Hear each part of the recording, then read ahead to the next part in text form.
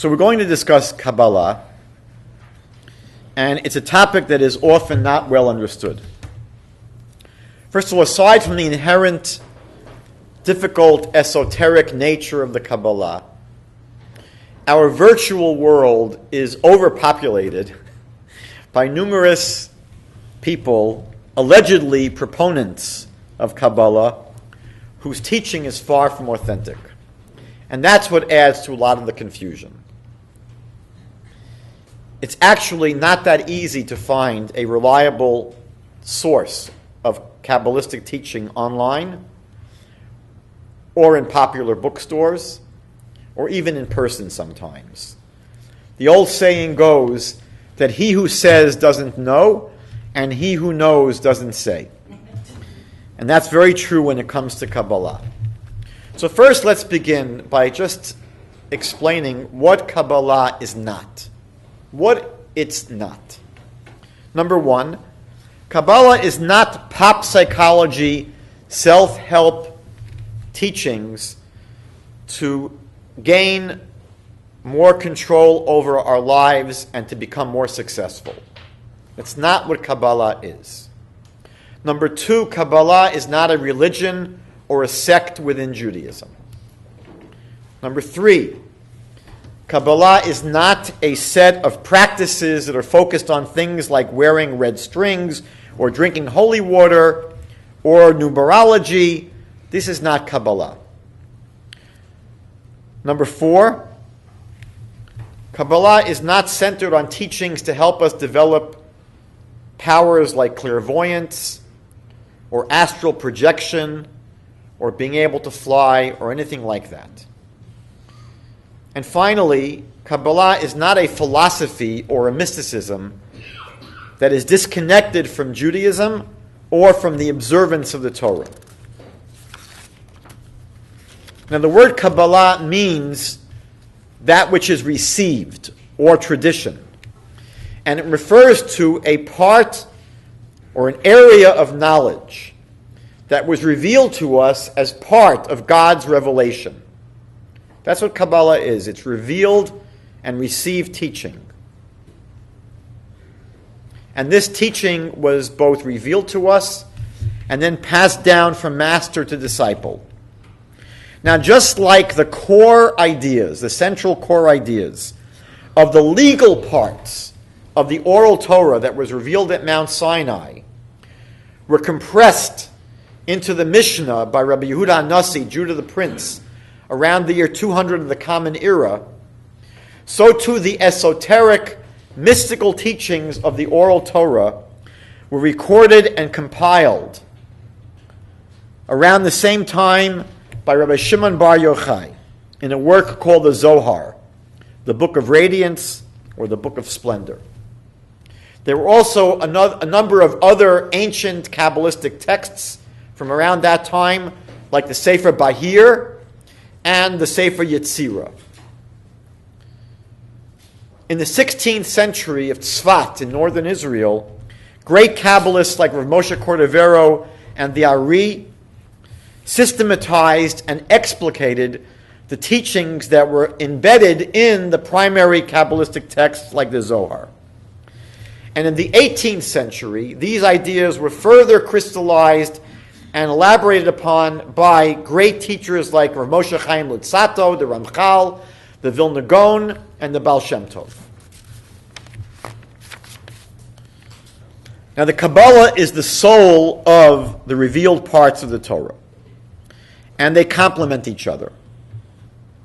So let's look, just as a way of getting into the topic, at the first verse in the Torah. The first verse reads as follows: In the beginning, God created the heavens and the earth. We've all heard this so many times, and it doesn't really seem to be that difficult until we begin to think about it. In the beginning, God created the heavens and the earth. Who is God? How do we understand God? The Torah uses the word God, or various terms for God, all the time. But what do these various terms mean? And what can we really know about God? The Torah doesn't go into a lot of analysis and speculation and teachings about exactly who God is. It just uses the word God right from the get-go. Kabbalah actually teaches that we can never really fully grasp God. We cannot ever wrap our minds around God. But God did reveal aspects of himself to us, and that's what the Kabbalah delves into. The second idea of this verse, God created the world, the heavens and the earth. But why? Again, the Torah never delves into that question. In the beginning, God created the heavens and the earth, but why? What was God's motivation? What was his purpose? You read the Tanakh, the Hebrew Bible, that's not discussed. But the Kabbalah takes a tremendous amount of interest in this question. Why did God create the world? In the beginning, God created the heavens and the earth. Another question. How? How did God create the heavens and the earth? How does a finite physical world emerge from an infinite spiritual being? How does that happen? How do you have a finite, limited, physical world emerging from a totally infinite and spiritual being? How did the limited emerge from the limitless? Those are very perplexing questions. Another question, which is very, very disturbing to think about. Our world is imperfect. How could a perfect God produce an imperfect world? How does that happen? And why did it happen? How are we to understand the existence of evil in a world that was created by a benevolent God? It's an incredibly difficult question. And the existence of evil seems to be possibly a reflection of the fact that the world is not perfect. Why is that? Another question. How does God relate to the world that he created? How does he interact with our world?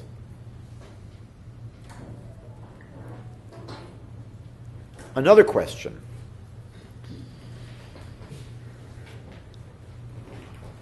How do we relate to God? How do we achieve something, for example, like prophecy? The Bible speaks about prophets, but how does someone achieve a level of prophecy? What are the steps? What's the development?